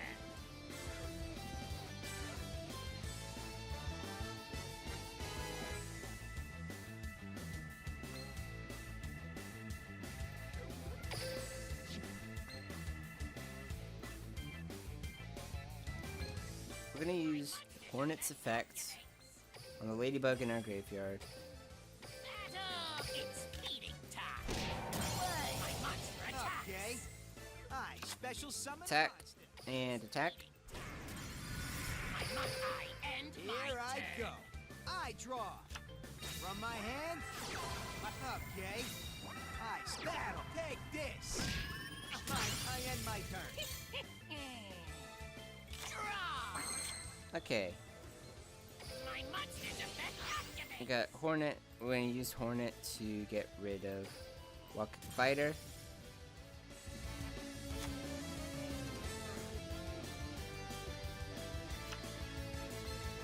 My We're monster. gonna use Insector Hopper's effect to bring back the Hornet and equip it.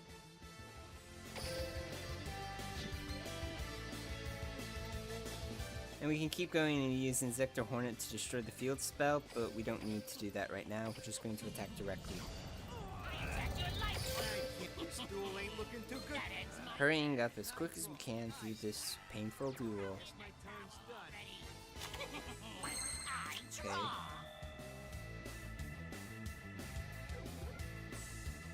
Okay, Armor Blast looks like it destroys one face-up Insector and two face-up cards your opponent controls, destroy them. Normally that'd be pretty good since you could destroy one of your equipped spells and then use your monster to bring back the equipped spell. But we're just gonna hurry on through. We're gonna use Hornet's effect, destroy the set monster, use Hopper's effect, and bring back the Hornet. And attack them. And just like that, it's over. I really hope that's the last Weevil deck that we have to use. There we go, we have 3330 gems. We're on to Soul of Resurrection. Draco Necro Resurrection. Okay, looks like it uses Dragon Necro Nectar Soul Dragon. So it's a zombie deck. Again. Whoa, this is definitely a change of pace. So, yeah, this is Dark Signer Rex Goodwin. I will become all-powerful and rule the world when the Crimson Dragon and the Netherworld both serve me. I won't let you hurt Luna. Duel! My turn. Okay, yeah, big bad of 5Ds. The first big bad of 5Ds is Rex Goodwin.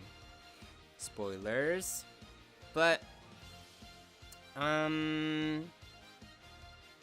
okay. So what we're looking for with this is to summon, this monster right here, Dragon Necro Nether Soul Dragon. But we'll also have Shiranui Samurai Saga, Vulcan the Divine, and Ascension Sky Dragon. Ascension Sky Dragon was used by Goodwin in the manga. Probably why we have that here. But we have I activate a continuous spell. Rex Goodwin's English voice just does not match up by him, I feel like. Anyway,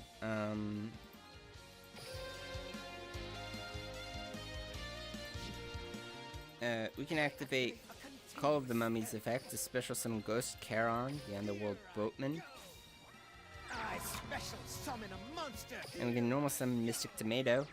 I summon Which can synchro summon into Vulcan Define right now, but that's only really good when we have cards your opponent can deal with.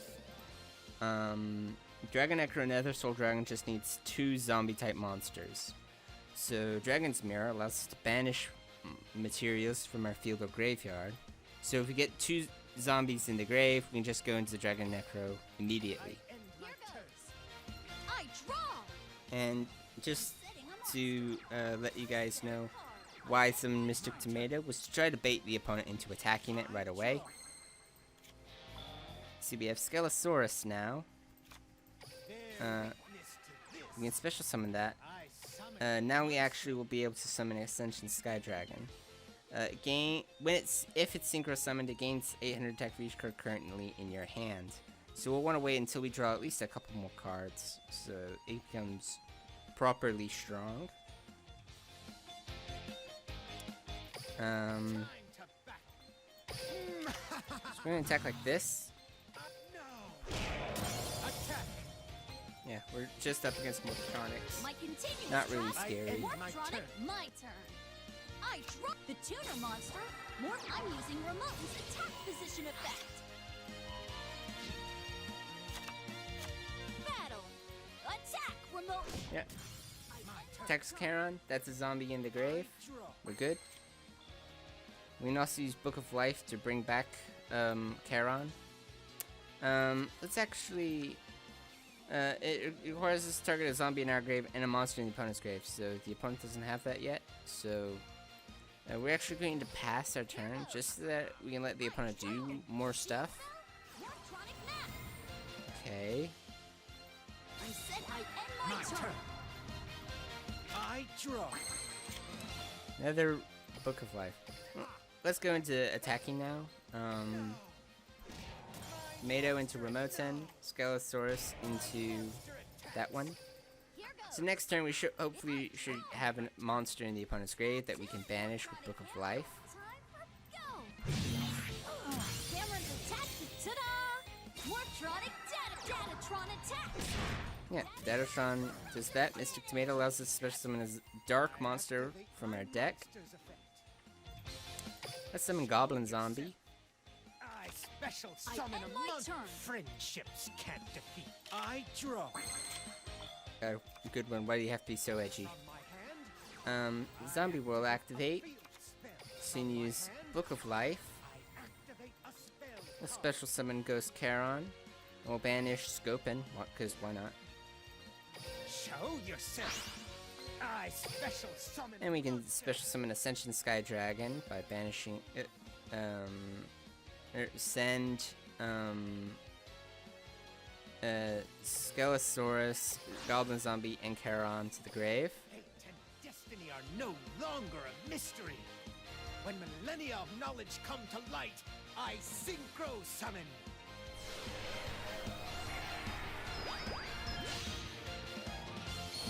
Ascension Sky Dragon. When Ascension is synchro summoned, its effect activates. It gains attack points for every card in my hand. I activate my monster's effect. Add a card from our deck to our hand. Let's add Zombie Master, because we can. Anyway, gains the attack for each card in our hand. That's 2,400. We can also play Dragon's Mirror. Summon Dragon Necro Nether Soul Dragon. Let's banish Mystic Tomato and Skelosaurus. To attack it goes. Summon a monster. Drago Necro Nether Soul Dragon. Good one. Why do you sound like that? It's just... From my hand, I activate a spell card. Yeah, we'll also just summon another goblin zombie. Bear witness to this. Because we can. Special summon a monster. Time to battle. Drago Necro. Never sub. Drago Necro steals the soul of the monster it battles.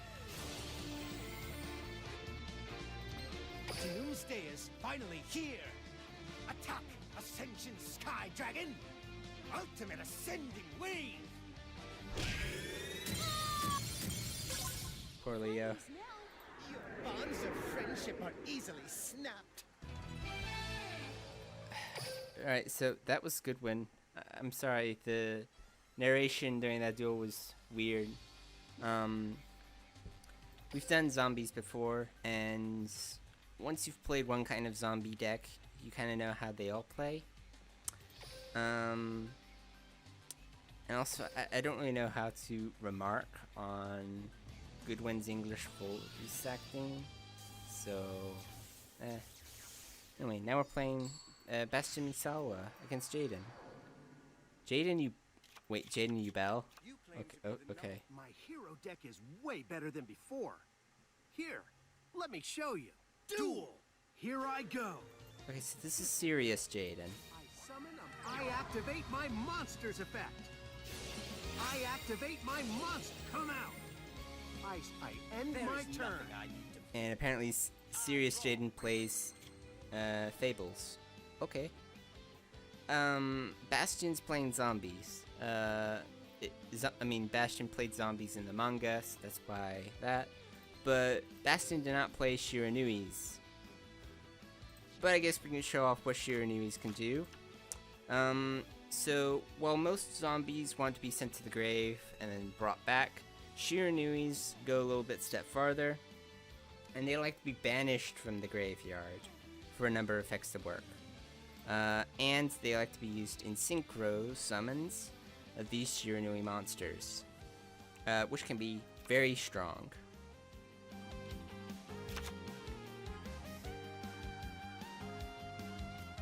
So...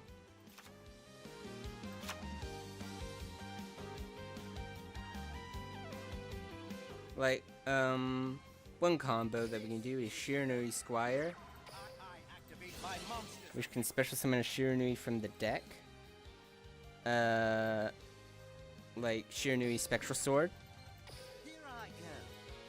I special summon a monster. And we can tune those together to get Shiranui Samurai Saga. This will be perfect. I synchro summon a monster.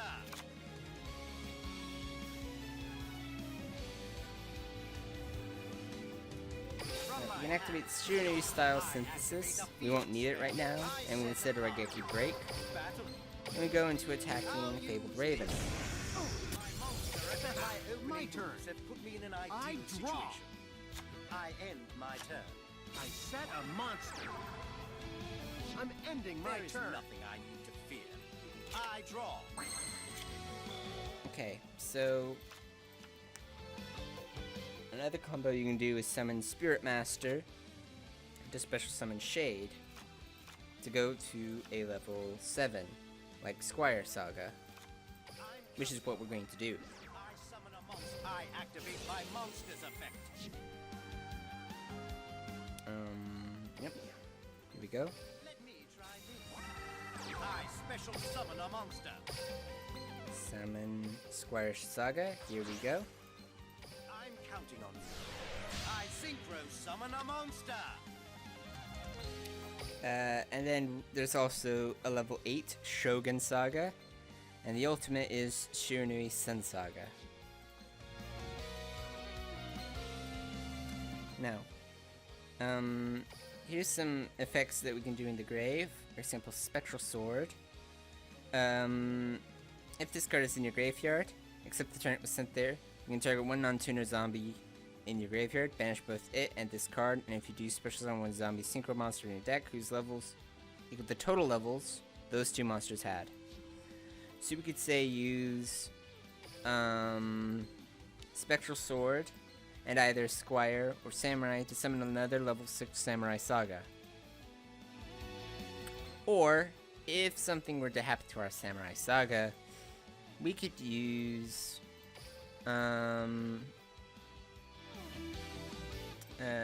Spectral Sword's effect on Samurai Saga to, say, summon Shogun Saga. Or if we had Shogun Saga in the grave, we could use that and summon Sun Saga. And Sun Saga is the ultimate ace monster that kind of ends the duel. We'll maybe get into that a bit later.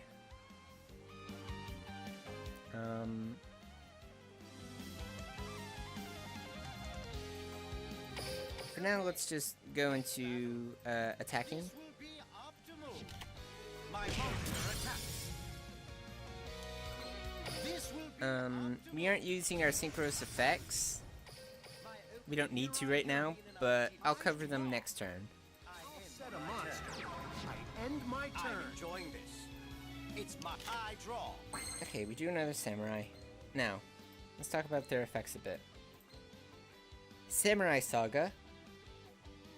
During either player's turn, you can target one of your banished zombies, shuffle into the deck, and then change to defense position all monsters your opponent controls with less attack, with attack less than or equal to that monster's. And if Samurai Saga is banished, you can target one face-up monster your opponent controls, and it loses 500 attack. That's kind of simplistic. And if we used it with Shade, we can't really use it because our opponent doesn't have any face-up monsters. Squire Saga, on the other hand, once per turn you banish a face-up monster you control or in your graveyard, then apply these effects in sequence depending on what the monster was before it was banished. If it was zombie, then you can have all monsters you control gain 300 attack. If it was a fire, you can destroy a spell or trap on the field. And if it's a synchro, you can destroy a monster on the field. And as you can guess, if it's all three, such as a fire zombie synchro, you can do all three at the same time.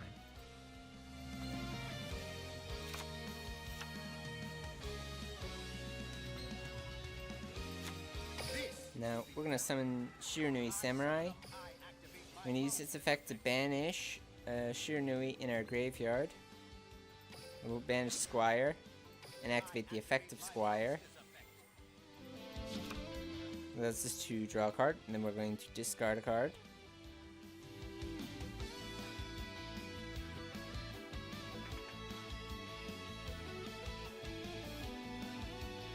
And we're going to discard Shiranui Samurai.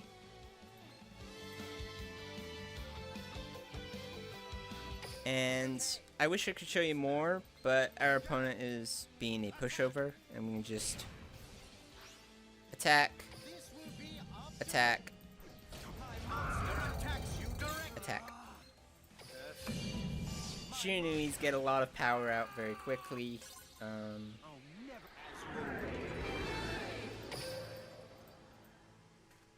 They're pretty quick. They're very difficult for the opponent to deal with, since you get rid of them and they'll just banish themselves and become even stronger.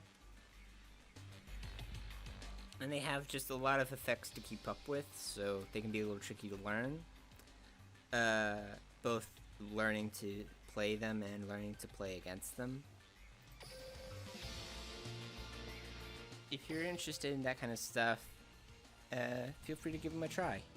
Anyway, we're moving on. It's Cyrus versus Zane. We're back with Cyber Dragons again. You actually think you... Zane's not himself. Duel. It's my turn. Alright, so this time around we have Chimera Tech Rampage Dragon, Over Dragon, and Cyber End Dragon. We don't have a Cyber Twin Dragon to carry us. And we also have a few different Cyber Dragons. So the main face to consider here is Rampage Dragon, and how it differs from Over Dragon. For one, Rampage Dragon just wants any Cyber Dragon monsters. When fusion summoned, you can target spell trap cards on the field up to the number of fusion materials used for the fusion summon and destroy them. Additionally, once per turn, you can send up to 2 light machines from your deck to the grave, and if you do, for each monster sent to the grave, this gains 1 additional attack during each battle phase this turn.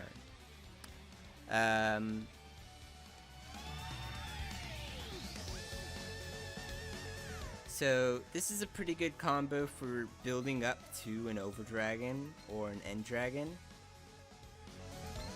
That second effect anyway. And I think what we're going to do actually is we're going to end our turn, not playing anything. And I'll explain why in a second. Our opponent is just playing cards. So we take a little bit of damage. They have a monster. It's no big deal. We draw another card. And now we'll actually be able to, say, make a combo play. So we can summon Cyber Dragon Core. Use Core's effect. What does this do? If you normal summon a special summon a Cyber Dragon, special summon this card from your hand in defense position. No, I'm not going to do that. We're going to add a Cyber Dragon card from our deck to our hand. Now, this includes Cybernetic Fusion support. This is a card that we played last duel to win us in 1 turn. There's also Cyber Load Fusion, which allows us to banish cards on the field and send into our deck cards on our field and that are banished. But monsters you control cannot attack for the rest of this turn, except that fusion monster. And then we also have this trap card, Cybernetic Overflow. Banish Cyber Dragons with different levels from your hand, face up field, and or graveyard. Then destroy an equal number of cards your opponent controls. This card on the field is destroyed by a card effect. Add 1 Cyber Spell Trap from your deck to your hand. Seems good, pretty good. But we also have this Overload Fusion in our hand, which banishes from your side of the field or your graveyard the fusion materials that are listed on a Dark Machine type fusion monster card, and special summons that fusion monster from your extra deck. Pretty simple, but I think the card that we're going to add to our hand is Cyberload Fusion. So what this will let us do is we can use Polymerization, and we're going to summon Chimeritic Rampage Dragon.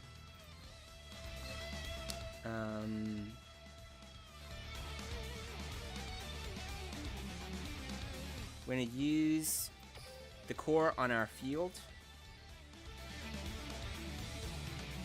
We're going to use Cyber Dragon Spy in our hands. And just to send another card into our grave, we're going to use Cyber Dragon Veer. I fusion summon a monster. Cower before Chimeritic Rampage. Chimeritic Rampage Dragon's effect activates. Chimeritic will destroy this opponent's set card. We can activate Rampage Dragon's effect to send, say, a Cyber Dragon Dry and a Cyber Dragon Veer to the grave.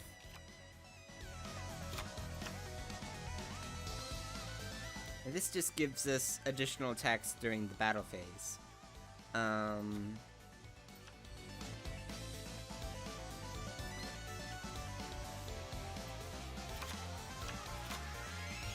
And we can use Overload Fusion. Overload Fusion. Special summon this Overdragon in our grave. Just because we can be fancy, we can use those 2, and we can use these 3. I fusion summon a monster.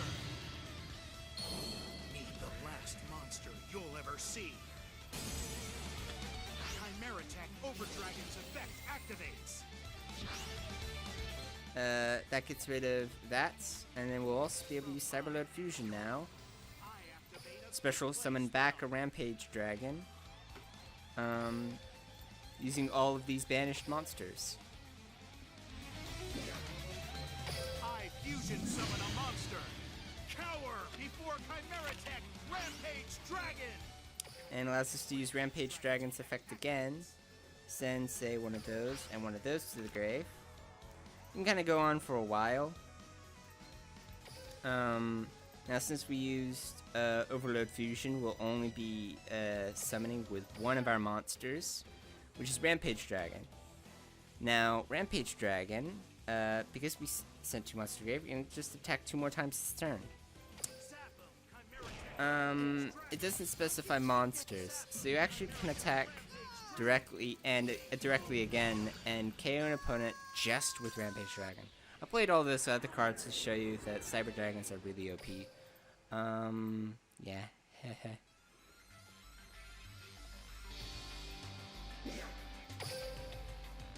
we go. Now we're going into Super Heavy Samurais.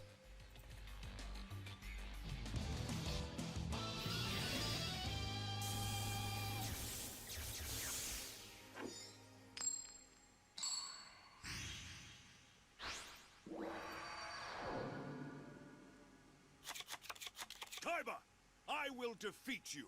Every duel I've fought. Duel! Here I go. Let's do this. Okay, so Super Heavy Samurais, in a nutshell, are monsters. They're machine monsters that attack in defense position, and they love it when you have no spells in your graveyard. I mean, like, they really... If you have any spells in your graveyard, or any spells in your deck, you're playing Super Heavy Samurais wrong. Or you're just trying to do a meme. But anyway, some key members are Super Heavy Samurai Trumpeter. If you have no spell or traps in your grave, you can special summon this card from your hand. After this card was special summoned this way, you cannot special monsters for the rest of the turn except Super Heavy Samurai monsters. If it is tributed, the tribute summon of Super Heavy Samurai, and you have no spell or traps in your grave, you can special summon this card. There's also Super Heavy Samurai Flutist. You can tribute this card to special summon a Super Heavy Samurai from your hand. During either player's turn, when a card or effect is activated that targets a Super Heavy Samurai monster you control, you can banish this card from your graveyard and negate that activation and destroy that card. Flutist is your protection. There's also Super Heavy Samurai Fist, which looks like a bionicle. During your battle phase, if your Super Heavy Samurai destroys an opponent's monster by battle, this battle phase, you can, quick effect, immediately after this effect resolves, synchro summon a synchro monster, using materials you control, including this card. If you have no spells in your grave, you can target one Super Heavy Samurai synchro monster you control, reduces the level by 1, and if you do, special summon Fist from the grave. But you cannot special summon monsters for the rest of the turn, except Super Heavy Samurai monsters. There's also Super Heavy Samurai Wagon. When it's no more special summoned, change its battle position. This card can attack even while in face-up defense position, and if it does, use its defense for calculation. If you have no spell or traps in your graveyard, you can change this face-up defense position card you control to attack position, and if you do, add one Super Heavy Samurai Soul monster from your deck to your hand. Super Heavy Samurai Soul cards are monsters that function like equip spells. Soul Shield Wall is an example of this. You can target one Super Heavy Sam monster you control. Equip this card from your hand or your field to that monster. It gains 1200 defense, which is really good because you can turn a monster like Wagon into a 3000 attack monster. 3000 defense monster that can attack while in defense. You can send Soul Shield to the grave if the opponent targets the monster for an attack. Negate the attack, but the monster's defense becomes 0. Okay, that's a lot to take in right now. Yeah? But then you have all of these synchros as well. You have a 5, a 6, a 7, a 9. We'll get to those in a bit if I can summon them.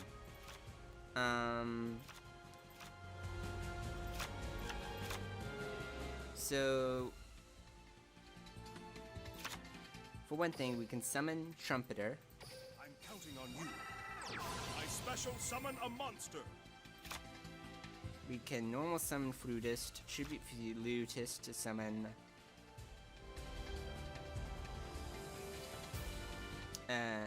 Super Heavy Samurai Wagon, which gets Flutist in the graveyard, so we can get things. so you can make use of its protection effect. In attack position. My monster's effect activates. Now is the time. Summon Wagon in I defense. special summon my monster's effect activates. And we use Wagon's effect. I misclicked. I meant for it to use the other effect, but Duel Links says no. Whatever, we can summon Super Heavy Samurai Ogre Shoot Tendoji. Alright. I synchro summon a monster. My monster's effect Use Shoot activates. Tendoji's effect. I summon him in attack position by accident. You know what?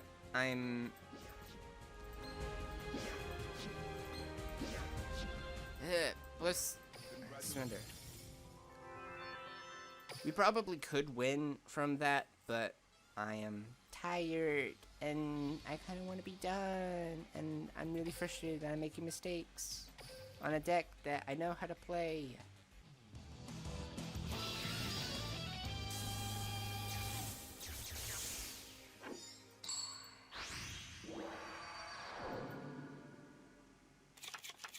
Kaiba! I will duel. Get ready. Let's Okay, we got more Super V Samurais to show off. We have Soul Peacemaker. We have Giga Gloves. We have Soul Horns.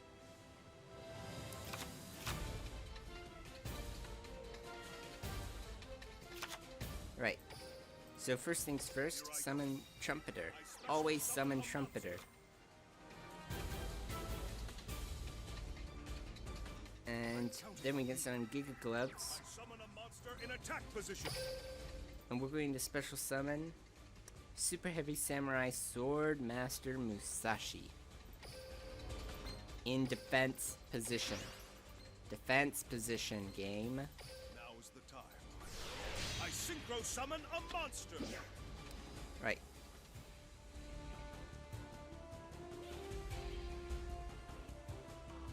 Now, Musashi, when summoned, allows us to add a machine-type monster in our grave to our hand. But if we have a spell card in the grave, we cannot no more special summon that monster or a monster with the same name for the rest of the turn. My monster's effect I'm activates. going to activate this. I'm going to have Super Heavy Samurai Trumpeter. Now, Giga Gloves is also in our grave and was sent there, so we look at the top 5 cards of our deck and place them on the top of our deck in any order. My monster's effect activates. Right. So, some things to consider.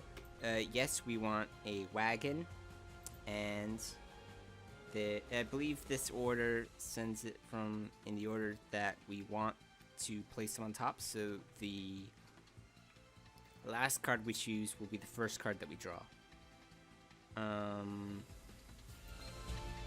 So in that case, I think what we want is